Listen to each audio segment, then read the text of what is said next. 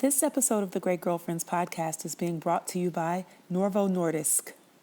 Welcome to the Great Girlfriends podcast, where we discuss life, love, laughter, and everything in between. I'm your host, Sybil Anuti. And don't you just love how I brought in our studio audience today? Those are my friends and family, y'all. They're here to clap it up and celebrate this great girlfriend magic that is happening here on the show. So without further ado, grab something great to drink, grab your pen and paper, and get ready for this week's episode. Enjoy. Great girlfriends, we are here again with a beautiful conversation. I hope that this one is the life-changing conversation that I think it's going to be, because it's so enlightening. All of what I've read thus far has really changed my mind and perception around the conversation of obesity. And so we have partnered with Healthy Women to have this conversation about Black women's health and women living with obesity. I want to introduce to you the woman behind this conversation, Dr. Fatima Cody Stanford. Hi, Dr. Stanford. How are you? It's wonderful to be here. Thanks for having me. Well, thank you for joining us. I know that you are leading this conversation, and I want to just give some of your background here. She has a robust bio, great girlfriends. My God, I'm reading it and I'm like, oh my gosh, she's killing it. All right, so let's get into this great bio. Dr. Stanford practices and teaches at Massachusetts General Hospital, Harvard Medical School, as one of the first fellowship-trained obesity medicine physician in the world. Wow. Dr. Stanford received her BS and MPH from Emory University as an MLK scholar, her MD from the Medical College of Georgia School of Medicine as a Stoney Scholar, and her MPA from the Harvard Kennedy School of Government as a Zuckerman Fellow in the Harvard Center for Public Leadership. Wow, wow, wow. She completed her obesity medicine and nutrition fellowship at MGH/HMS after completing her internal medicine and pediatrics residency at the University of South Carolina. She has served as a health communications fellow at the Centers for Disease Control and Prevention and as a behavioral sciences intern at the American Cancer Society. Upon completion of her MPH, she received the Gold Congressional Award, the highest honor that Congress bestows upon America's youth. I'm just going to clap it up for you this whole time. Dr. Stanford has completed a medicine and media internship at the Discovery Channel, an American Medical Association Foundation Leadership Award recipient in 2005, an AMA Paul Ambrose Award for National Leadership among Resident Physicians in 2009. She was selected for the AMA Inspirational Physician Award in 2015. The American College of Physicians selected her as the 2013 recipient of the Joseph E. Johnson Leadership Award, and the Massachusetts ACP selected her for the Young Leadership Award in 2015. She is the 2017 recipient of the HMS Amos Diversity Award and Massachusetts Medical Society Award for Women's Health. In 2019, she was selected as the Suffolk District Community Clinician of the Year and the Reducing Health Disparities Award for MMS. She was selected for the Obesity Society Clinician of the Year in 2020. In 2021, she will be awarded the AMA Dr. Edmund and Rima Kabab, am I saying that properly? Kababe Dedication to the Profession Award, which recognizes a physician who demonstrates active and productive improvement to the profession of medicine through community service, advocacy, leadership, teaching, or philanthropy. Wow. You're so cute. I mean, this is a life of service, and I just want to celebrate. I want to celebrate that first. I want to celebrate that. And I want to also just highlight that doesn't come easy. I know that came with a lot of work and sacrifice. Absolutely. That's going to be the understatement of the day /week/lifetime. Yes. Right. But, for me, this work truly matters. And, I get significant joy when my patients, reach, a healthier weight. And because with that healthier weight comes a healthier whole being. Often their entire life perspective changes. Diseases that they've had, I'm able to delete from their problem list. And let me tell you, for those of you that are listening, I can say that when I'm able to have a problem with knowing how to bill you because we've deleted so many of the disease processes, that's a good problem to have, right? Like that I have to figure out how am I going to get paid for the visit that I just completed for the patient that has been under my care. So, for me, it's a commitment to the life and to the lives of the patients that I care for. I treat them like they're my family. I treat them exactly how I would want to be treated if I were, sitting in their seat. And I think Absolutely. that that's extremely important. I love that. I hear a devotion there to increasing awareness around obesity and eliminating obesity as a life issue for women who are living with obesity.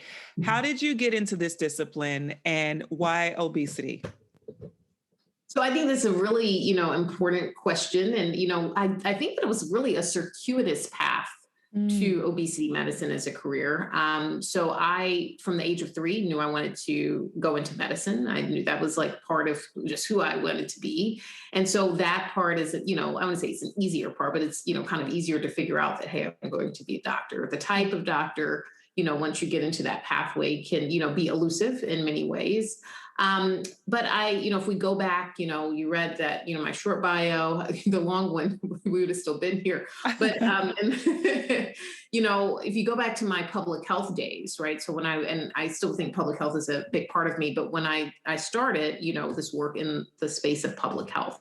mm, So many of the projects that I was working on in the late 90s, early 2000s, because I finished that degree over 20 years ago now, we're looking at particularly overweight and obesity within the Black community in Atlanta, which is where I was born and raised. mhm, One particular project worked at looking at, I guess, obesity within faith-based communities. We know mm, a lot of what we do in Black culture really surrounds the church. yeah. It's, a prominent part of our work. Another project looked at overweight and obesity and young Black girls, so particularly adolescent girls. And then another project was looking at the WIC program, so women, infants, and Mm, children's, and looking at overweight and obesity, particularly in that community.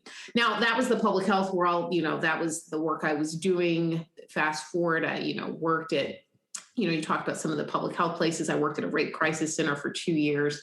And then I went to medical school and was very kind of driven to go into orthopedic surgery.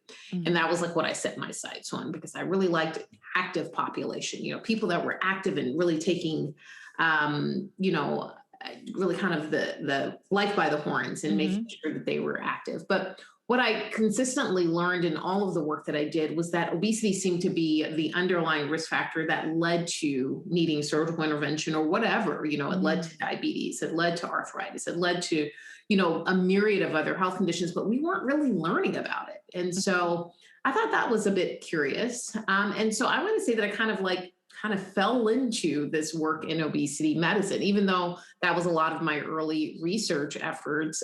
There wasn't really an obesity medicine field. It was only 2013 when the American Medical Association acknowledged obesity as a chronic disease. So that was very recent, right? I was finished with medical school, but yeah. been finished for many years. By this point, I'd been out for over 7 years. As I was doing my residencies in internal medicine and pediatrics, I was trying to think about, well, what am I passionate about? I'm passionate about people getting healthy. I'm passionate about people being able to have a new lease on life. And what I really like about obesity and the treatment of obesity is that we can do that in a way that I think you can in other fields of medicine, right? I can go and treat your diabetes. I can treat your cancer. I can treat all these things. But do I really give you a new lease on life? In obesity, especially if we have, success, people are able to do things that they weren't able to do. So people in their 70s are able to do things they couldn't do in their 40s, for Wow. example, if they had severe obesity. And they're like, the thing is, oh, I wish I'd done this, 30 years ago. I can't give them back those years of life, but I can help them live the best life they can live at that moment. Mhm.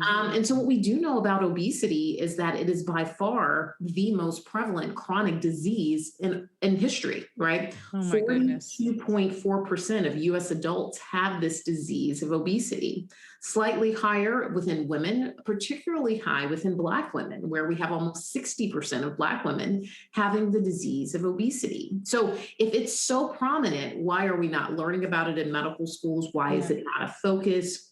Why do we continue to blame patients for this disease? We don't blame patients Mm, for other diseases that they have, but we need to take ownership of the fact that this is a disease that we can treat and that we have evidence-based therapies to treat. It's only continuing to grow.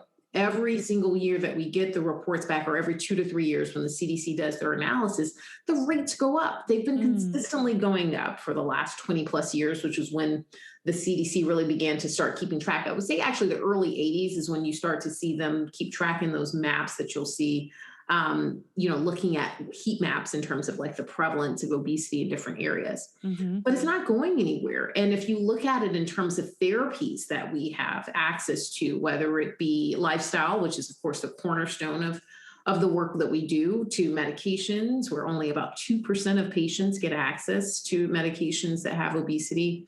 Only 1% get access to surgical interventions if they need that. And so, if we're looking at that, we have a pie of 97% of patients that just aren't getting access. Suffering. Exactly. Yeah. And it's unfair. It's unfortunate. And that's why I've committed my life to this work, because I know that we can have significant shifts and significant changes in outlook on life, significant shifts in just health status overall. And as someone who cares for patients between the ages of 2 and 90, I get to see this over the family course. I'm taking care of many families where I'm taking care of 3 generations, the children, the parents, and the grandparents, and caring for them, giving the same messaging through that family is extremely important. Even if their treatment modalities, what I'm choosing to treat them with, differ. That same messaging, super supportive. And it's so wonderful to see families get healthy together, right? So, yeah. Okay, so you broke ground with my audience when you said that obesity is a chronic disease. That's first. I know many people listening, like myself, would not have seen or did not know that it has been classified as a disease. And then as you said that, and you talked about the disparities that you see in the Black community, and also know in the Latin community as well, I'm wondering, is there a correlation between that disparity and why the research and the data is not there to support it being treated as a disease? I think that it's a disparity across the board. I think what we do know is that the 2 most common forms of bias that we have here in the United States, for example, number one, race bias is the number one, which I'm sure that you guys are noticing if you're paying attention to the news or just live every day, especially if you live as a Black person. Number 2 is weight bias. Okay, so a very close second is weight bias. So when we look at race bias and weight bias and the overlay between those two, if you're, let's say, dealing with Black women, you can throw in gender, right? Like, gender, race, weight. I mean, you can imagine that overlap between those 3 can be very complicated for individuals. But overall, obesity, whether you're white or you're Asian or you're of Native origin, people are treated unfairly and treated unkindly. I don't even know if that's a word, but we just made that up, an unkind fashion. Exactly. And I think that, it's only intensified in racial and ethnic minority populations because there are already biases that, as as a Black woman, I, probably am not a high achiever, or these, all these things that people might presume when they don't recognize that as a Black woman, I have to work 10 times as hard to do anything just to live in this country. So, and the same assumption comes with those that have obesity, right? That, they must not be doing something right. They're definitely not working out. They must eat horribly. Now,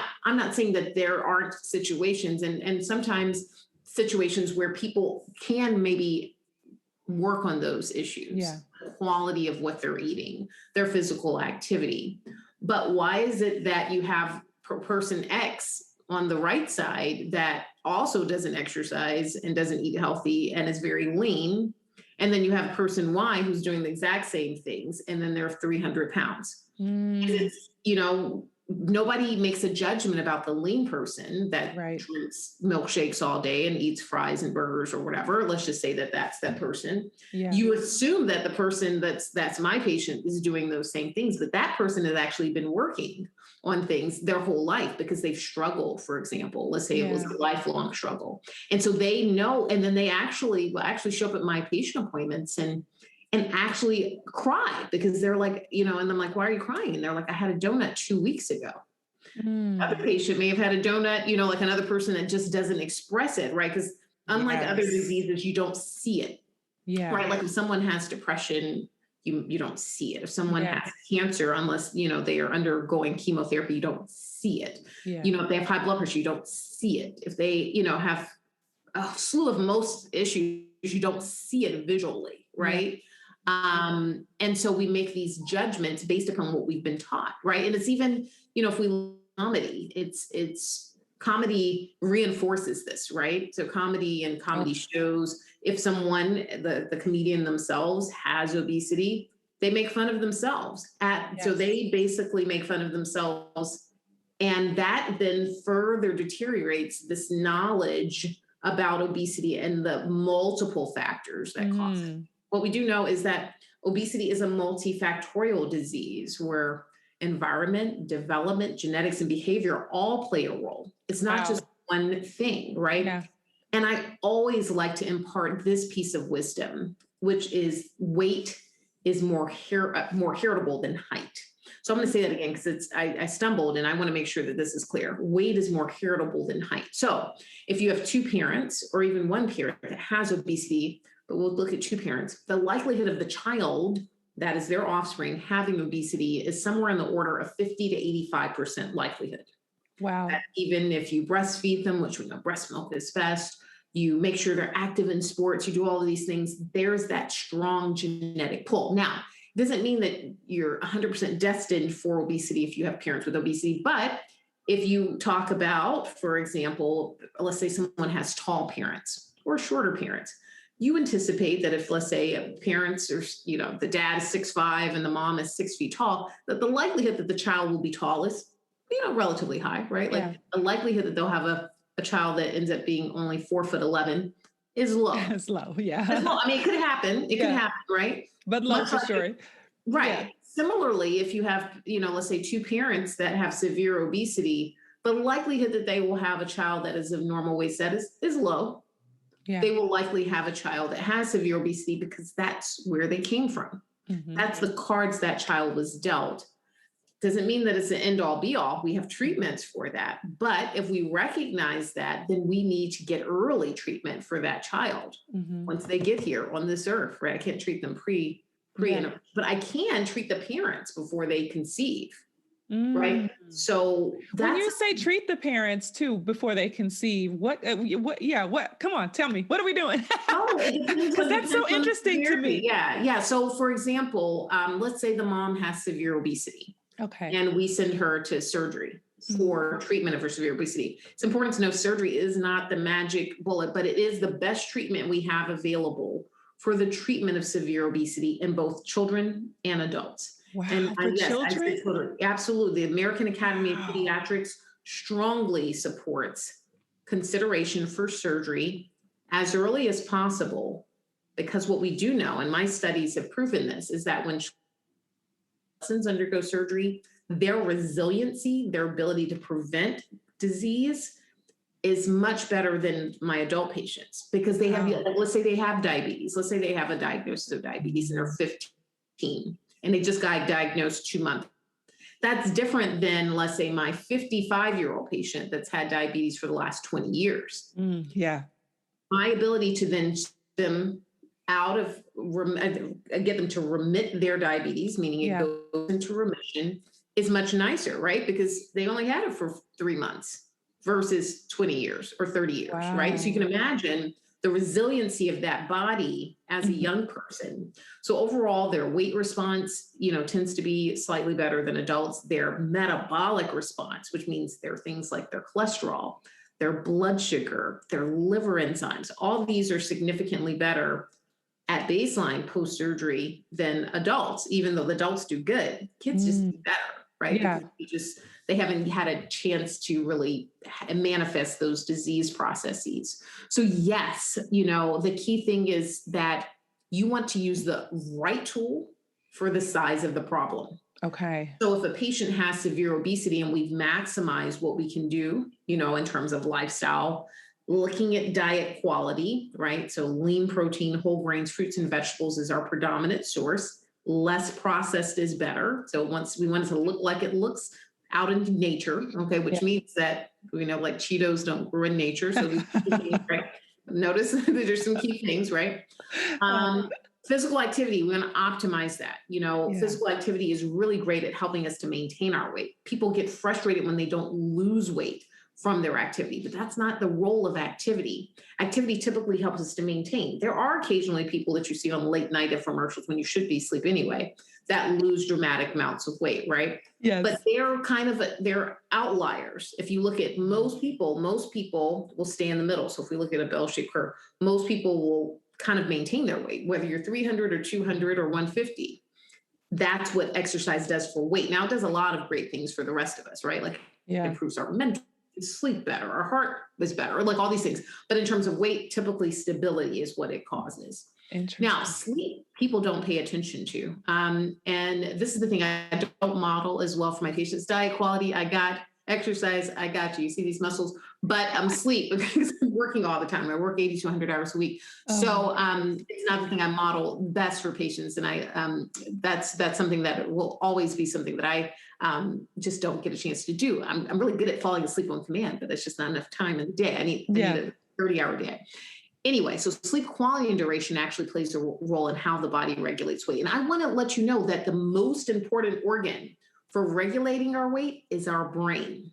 So the brain, there's a part of our brain. I have this little black dot in the middle of my head. It's my third eye, I call it. But if you were to kind of drill through to the middle of my brain, you'd get to a part of the brain called the hypothalamus.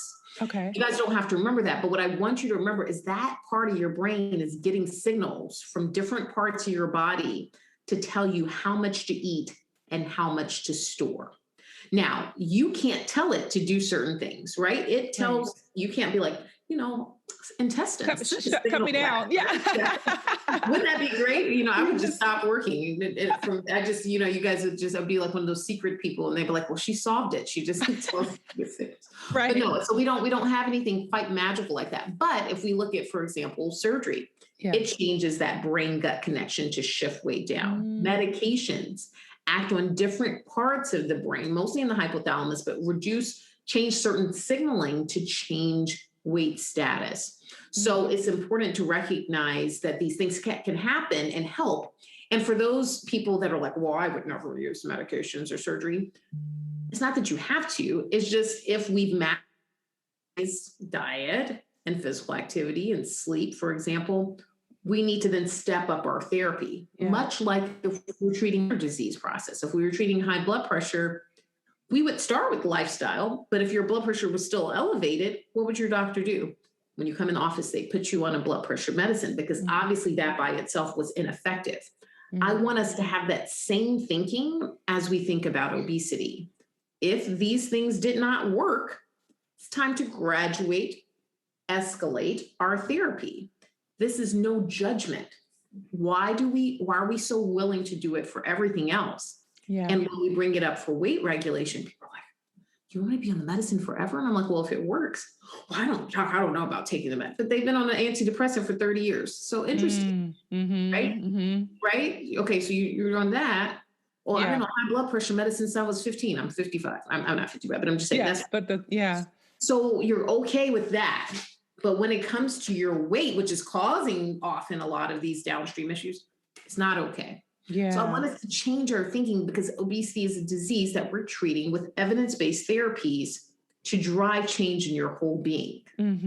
Oh, that's so good. I'll let you ask questions. No, this is because you covered so much of all of the questions that I would have asked. So I do want to ask you this one closing question, which is how can we, as great girlfriends to one another, be supportive in the obesity process? Meaning now that we know that many of our great girlfriends are living with obesity as a disease, that it's not something that is like truly within their control necessarily. What are some of the conversations that we should have as friends to kind of support them in their journey and be understanding and empathetic? Because even what you said about media plays a huge part. The movies, the clumps played a huge part in how we saw. Right. Yeah. So we've opted into the idea that these people living with obesity have poor habits and, just are eating obsessively all day in the dark in the night and, all these things. So my 600-pound life. Oh my goodness. Right. Yes. They basically support the notion that this is their fault. They did something wrong. And then they reinforce that behavior with how it's portrayed in the media. Yes. And it's unfortunate. Actually, there was a study, if you can remember, the Biggest Loser show that you on television, right? Yeah. they actually did an experiment where they showed people one episode of The Biggest Loser. And that was one group. That's what they saw. Let's say 50 people. This other group of 50 people watched just a nature show, like a Nature Geographic show. Same length, let's say an hour-long show.